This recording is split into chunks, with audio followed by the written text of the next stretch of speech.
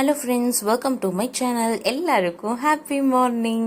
இன்னைக்கு எபிசோட் பார்த்துருப்பீங்க. ரொம்ப ரொம்ப ஹாப்பியான எபிசோடாக இருந்துச்சுல்ல.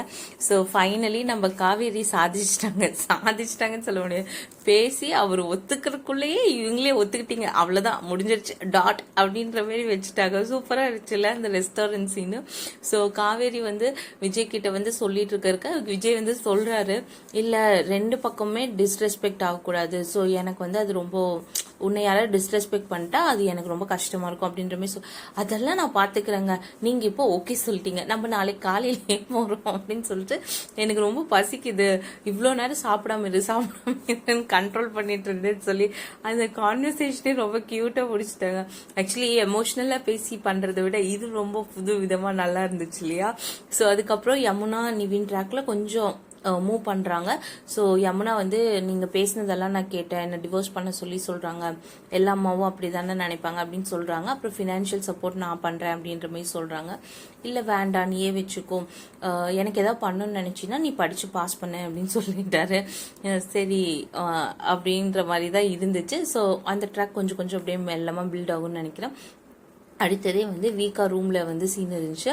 ஸோ அவங்க ரெண்டு பேரும் மெமரிஸை ஷேர் பண்ணிக்கிற மாதிரி இருந்துச்சு. ஸோ விஜயன் சொல்லுவார், நான் சிக்கன் பாக்ஸ் டைம்ல எகிரி குதிச்சு வந்துச்சேன், இந்த ரோட்ல போகும்போதெல்லாம் ஹார்ன் அடிச்சுட்டே வருவேன், ஒரு மாதிரி லவ் பண்ணும்போது இருக்க ஃபீலிங் இருந்துச்சு அப்படின்னு சொல்லிட்டு இருக்கோங்க. அதேமாரி காவேரியும் ஒரு சில மெமரி ஷேர் பண்ணுவாங்க. அதுக்கப்புறம் பாட்டி சென்ட் ஆஃப் பண்ணுறது கூப்பிட்டு போயிடுவாங்க. ஸோ விஜய் கிட்ட சாரதம்மா சொல்லுவாங்க, நான் இது எதுவுமே வேணும்ட்டே பண்ணல, நிறையா ஹர்ட் பண்ணிட்டேன் அப்படின்ற மாதிரி சொல்கிறாங்க. நான் புரிஞ்சுக்கிறேன் அப்படின்னு சொல்கிறாங்க. வாக்கிங் போங்கன்னு சொல்கிறாங்க. அப்புறம் உங்களை நான் ரொம்ப மிஸ் பண்ணுவேன் அப்படின்னு சொல்கிறாங்க. உங்கள் சாப்பாட்டை மிஸ் பண்ணுவேன்னு சொல்கிறாங்க. உங்களுக்கு எப்போ வீட்டுக்கு வரணும்னு தெரிஞ்சாலும் கூப்பிடுங்க, நான் கூப்பிட்டு போகிறேன் அப்படின்னு ரொம்ப க்யூட்டாக அந்த கான்வர்சேஷனை முடிச்சு அவங்களுக்குள்ள அந்த பில்டான ரிலேஷன்ஷிப்பில் அவங்க எப்படி சென்ட் ஆஃப் பண்ணிட்டு போகிறாங்களோ ரொம்ப எமோஷ்னலாக பண்ணிட்டு ரொம்ப சூப்பராக இருந்துச்சு.